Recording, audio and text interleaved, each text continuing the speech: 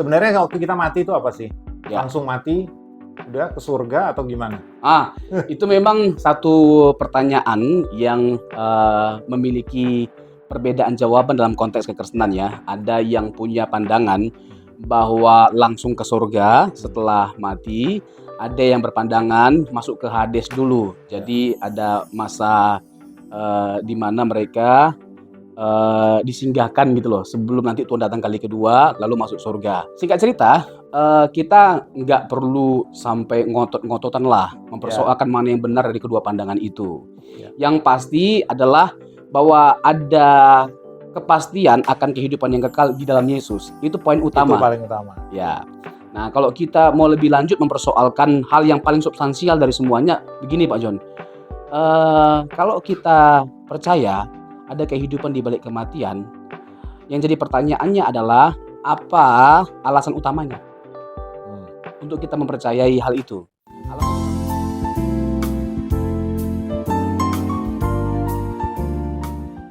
Kali ini kita ketemu lagi untuk membahas buku, dan kali ini dengan Bapak Pendeta Dr. Robson Samosir. Pakai dokternya ya.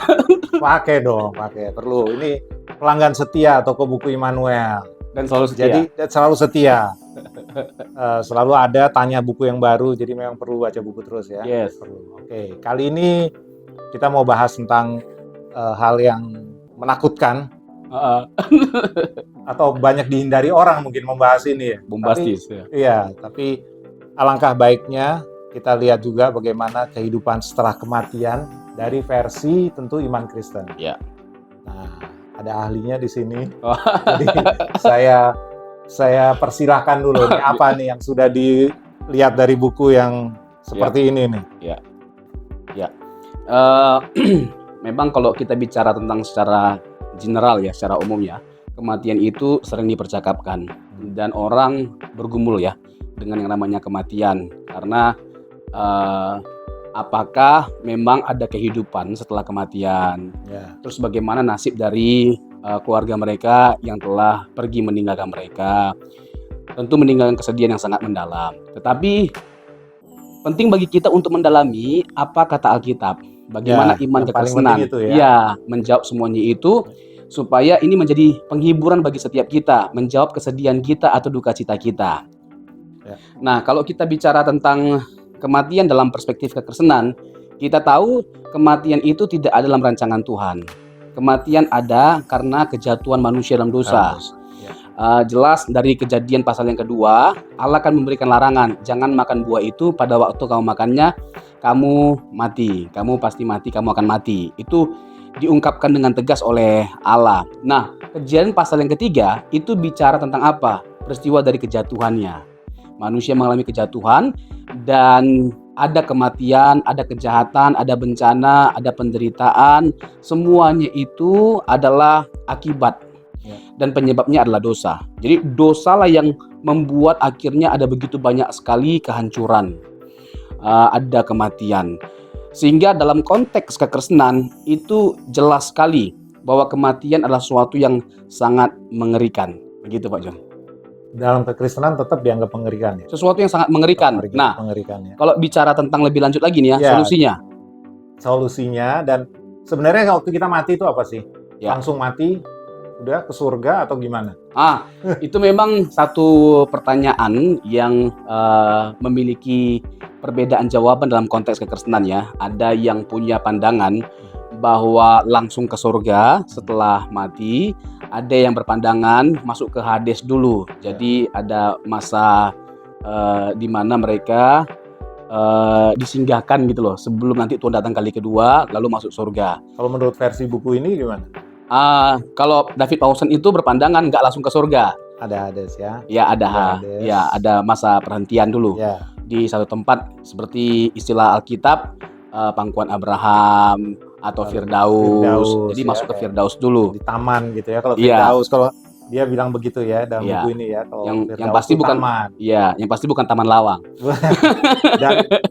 Tapi belum masuk ke istana. Dia menggambarkannya begitu ya, belum sampai ke rumah Bapa, tapi di taman ya. Dan dia bilang kalau tidak salah di buku ini juga disebut bahwa ada istilah penjara di dalam istana sebetulnya. Jadi di kerajaan itu ada penjaranya, ada tamannya. Nah, yang tidak enak masuk di penjara. Ya. Yang kelakuannya baik masuk di taman, Ya. bisa menikmati. Begitu kira-kira ya. Ya. Jadi singkat cerita, kita nggak perlu sampai ngotot-ngototan lah mempersoalkan mana yang benar dari kedua pandangan itu. Ya. Yang pasti adalah bahwa ada kepastian akan kehidupan yang kekal di dalam Yesus. Itu poin utama. Itu paling utama. Ya. Nah, kalau kita mau lebih lanjut mempersoalkan hal yang paling substansial dari semuanya, begini Pak John. Kalau kita percaya ada kehidupan di balik kematian, yang jadi pertanyaannya adalah apa alasan utamanya untuk kita mempercayai hal itu? Alasan utama kita adalah kebangkitan Yesus. Ya. Yesus bangkit dari kematian. Betul. Alkitab telah menubuatkan perjanjian lama. PB itu adalah penggenapan dari perjanjian lama. Bahkan Yesus sendiri sudah memberitahu bahwa dia akan mati. Dan bukan hanya beritahu bahwa dia akan mati, tapi juga bangkit. Nah, jatuh bangunnya kekristenan ada dibahas. Dibahas juga ya, tentang Ya. kebangkitan. Ya, dan David Pawson juga ada bahas secara khusus tentang kebangkitan Yesus. Kebangkitan Yesus. Yang 7 keajaiban ya. Itu menarik sekali buku David Pawson. Memang David Pawson ini selalu memberikan satu buku bagi setiap pembacanya untuk mencerdaskan, memberkati, memberi pencerahan yang luar biasa. Dasarnya selalu Alkitab. Dasarnya Alkitab, back to the Bible. Nah, itu salah satu keunggulan dia. Selalu bawa kita ke Alkitab dengan bahasa sederhana. Bahasa sederhana. Sudah terbukti waktu dia siapkan buku ini ya. Ini membuka ini isi Alkitab ini buku wajibnya ya. Yes, dan Immanuel ya kan ternyata sudah menerbitkan kurang lebih 10.000 ya eksemplar ya. Berarti terbukti bahwa yang buku ini sangat memberkati sekali gitu loh. Betul. Nah, kembali lagi Pak Joni terkait dengan kebangkitan Yesus tadi. Jadi jatuh bangunnya kekristenan terletak pada peristiwa kebangkitan Yesus. Artinya dengan Yesus bangkit, jadi nggak perlu lagi ada ketakutan bagi setiap kita terkait dengan apakah ada kehidupan di balik kematian. Dengan Yesus bangkit dari kematian, artinya terbukti benar semua yang disampaikan oleh Tuhan Yesus 2000 tahun yang lalu. Dengan Yesus bangkit dari kematian, termasuk dalam hal perkataannya, ajarannya, bahwa ada kehidupan di balik kematian, aku menyediakan tempat bagimu, itu benar semuanya. Dan kita akan menikmatinya nanti di suatu hari nanti. Nah, waktu setelah kebangkitan itu, sudah langsung naik surga atau masih ada lagi penghakiman? Ada yang ngomong soal penghakiman tuh gimana? Ya, kalau kita bicara tentang setelah Yesus datang ke dunia, nah, itu tadi ya perbedaan terkait dengan dua tempat tadi ya. Ada yang berpandangan masuk ke Firdaus dulu, pangkuan Abraham dulu baru masuk surga. Ada yang bilang langsung masuk ke surga. Nah, itu ada keterkaitannya. Jadi ketika Yesus datang kali kedua, nah disitulah penghakiman dilakukan. Dan saya baca menarik ya. Kenapa harus ada penghakiman? Bagaimana itu sih penghakiman ya kan? Mengapanya itu yang selalu menarik. Dia jelaskan di sini. Jadi buat saya menarik baca buku tentang penghakiman itu. Kenapa masih diperlukan sih penghakiman gitu kan? Ya, bahkan gini, yang paling menarik ya bagi saya pandangannya itu bukan hanya sekedar teologis tapi masuk akal gitu loh. Misalnya dia bahas tentang mengapa harus ada neraka. Nah, dia bahas juga tuh tentang neraka ya. Di sini. Karena gini, dia kaitkan dengan keadilan Allah. Jadi mengapa ada neraka? Itu adalah bukti dari keadilan Allah. Kalau memang Allah itu adil, dia nggak bisa meniadakan penghukuman. Tapi di satu sisi, bagaimana dengan kasihnya? Ya kasihnya dinyatakan juga. Dengan siapa yang percaya kepada dia tidak binasa, tidak masuk neraka.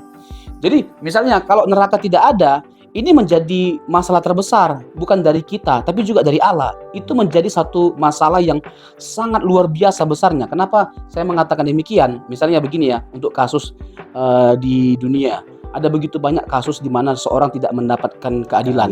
Bahkan di ruang pengadilan, orang-orang tidak mendapatkan keadilan. Lalu nggak ada lagi. Bicara politik kan? Ya nggak sama sekali. Lalu tiba-tiba kita menganggap bahwa keadilan Allah itu tidak ada. Nggak ada penghakiman. Terus dari mana lagi kita mendapatkan keadilan?